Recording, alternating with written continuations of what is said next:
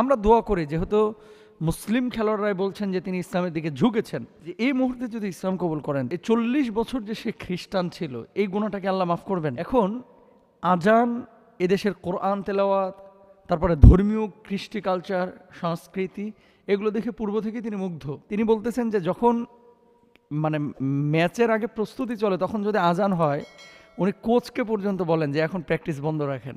সম্প্রতি ইনকিলাব পত্রিকায় দেখলাম যে ইসলাম ধর্ম গ্রহণ করতে চাচ্ছেন Cristiano Ronaldo.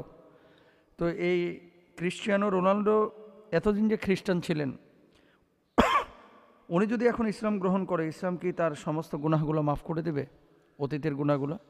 Very very important একটি প্রশ্ন।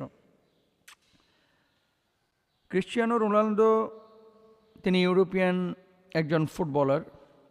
সারা পৃথিবীতে তার যশ খ্যাতি আছে ফুটবল অঙ্গনে, সম্ভবত পর্তুগালের, আমি যতটুকু পত্রিকায় দেখেছি। আসলে এই কথাটা উঠেছে মূলত তার সতীর্থ গোলকিপার ওয়ালিদ আবদুল্লাহর একটা মতামতকে কেন্দ্র করে। আপনারা হয়তো অনেকেই জানেন যে সৌদি আরবে দীর্ঘদিন ধরে তিনি খেলছেন আল নাসেরের হয়ে। আজকের আমি খেলার বিষয়টা হাইলাইট করতে চাচ্ছি না, কারণ আমি নিজেও খেলা দেখি না, কিন্তু যখন দিন রিলেটেড কোনো প্রশ্ন আমাদের কাছে চলে আসে, তখন একটু পড়াশোনা করার চেষ্টা করি যে আসলে ঘটনাটা কি। আমি দেখলাম যে ওয়ালিদ আবদুল্লাহ তিনি একটা জায়গায় বলেছেন যে যখন অনুশীলন চলে, কোথায় আরেক মূল খেলার আগে অনুশীলন চলে না, ক্রিকেট হোক, ফুটবল হোক, দাবা হোক, তারপরে হচ্ছে আপনার অন্য যেই গল্ফ হোক, অন্য যত খেলা আছে, মূল খেলার আগে কিন্তু তারা প্র্যাকটিস করে। আল নাসেরের এই সতীর্থ সাবেক গোলকিপার তিনি বলছেন, ওয়ালিদ আবদুল্লাহ, যে উনি সৌদি আরবে আসার পরে এই যে আজান, মক্কার আজান, মদিনার আজান, উনি তো সব মক্কা মদিনায় তো ঢোকেন না, কারণ মক্কা মদিনার বাইরে তিনি অবস্থান করেন। ইয়াহুদি খ্রিস্টানদের জন্য মক্কায় প্রবেশ এটা তো নিষিদ্ধ, আপনারা জানেন, হেরেমের ভিতরে আর কি। এখন বাইরে যে সৌদি আরবের মসজিদগুলোতে আজানগুলো হয়, এই আজানগুলো শুনে তিনি নাকি পূর্ব থেকে মুগ্ধ। এখন আজান, এদেশের কোরআন তেলাওয়াত, তারপরে ধর্মীয় কৃষ্টি কালচার, সংস্কৃতি, এগুলো দেখে পূর্ব থেকে তিনি মুগ্ধ। তো এগুলো নিয়ে উনি সতীর্থদের কাছে বারবার জিজ্ঞেস করেন, এটা কি, সেটা কি, এটা কি, ওটা কি, জিজ্ঞেস করতে করতে করতে একসময় ইসলাম সম্পর্কে মোটামুটি তার ধারণা হয়। এবং তিনি বলতেছেন যে যখন ম্যাচের আগে প্রস্তুতি চলে, তখন যদি আজান হয়, উনি কোচকে পর্যন্ত বলেন যে এখন প্র্যাকটিস বন্ধ রাখেন, কোচকে পর্যন্ত বলেন। এবং উনি নিজেও নাকি প্র্যাকটিস কখনো কখনো বন্ধ রাখেন, কখনো কখনো। বিষয়টা অবশ্যই পজিটিভ, অবশ্যই পজিটিভ। এখন কথা হচ্ছে, আপনি যে প্রশ্নটি করেছেন যে উনি যদি ইসলাম কবুল করে, ওয়ালিদ আবদুল্লাহর কথা অনুযায়ী যে ইসলামের প্রতি তার আগ্রহ আছে, এবং তিনি নিজের সতীর্থদেরকে নামাজের সময় হলে এমন বলে, এই নামাজ পড়বা না, তোমাদের না নামাজের সময় হয়েছে, আজান হচ্ছে, নামাজ পড়ো।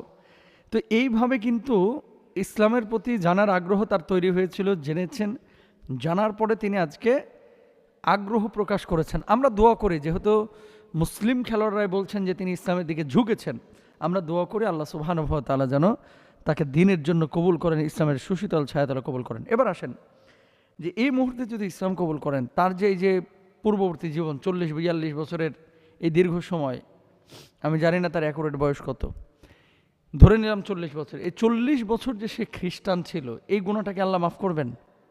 ভাই, শুধু 40 বছর না, হাদিসের ভাষ্য অনুযায়ী ধরেন আপনি 100 বছর বেঁচেছেন, 99 বছর 11 মাস 29 দিন, এই দিনে এসে আপনি ইসলাম কবুল করেছেন, বাকি 100 বছরের 99 বছর আপনি খ্রিস্টান ছিলেন। আপনি ইসলাম এবং ঈমান কবুল করার সঙ্গে সঙ্গে আল্লাহ রাব্বুল আলামিন এই 100 বছরের সমস্ত গুনাহ মাফ করে দেবেন।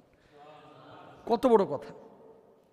তোর ক্রিশ্চিয়ানো রোনাল্ডো যদি এখন ইসলাম কবুল করে, অবশ্যই তার গুনাহ মাফ হয়ে যাবে। এখন আপনার আমার করণীয় কি? আপনার আমার করণীয় হচ্ছে, দেখেন, আমরা বারবার একটা কথা বলি, আদর করে, ভালোবেসে, সোহাগ করে মানুষকে দিনটা যত সহজে বোঝানো যায়, আক্রমণাত্মক হয়ে মার কাট করে সবসময় কিন্তু মানুষের ভিতরে জায়গা করা যায় না, দিনটা ঢোকানো যায় না, প্রবেশ করানো যায় না। এই জন্য আমরা সবসময় অমুসলিমদের সাথে যখন চলাফেরা করব, দেশে হোক বিদেশে হোক, ইসলামের সৌন্দর্যগুলো আমরা তুলে ধরার চেষ্টা করব। এতে করে ইফেক্টটা বেশি হয় সামাজিকভাবে, এবং এতে করে ইসলামের সৌন্দর্যটা অমুসলিমরা খুব সহজে অ্যাকসেপ্ট করতে পারে। আল্লাহ তাআলা আমাদের সবাইকে বোঝার তৌফিক দান করুন।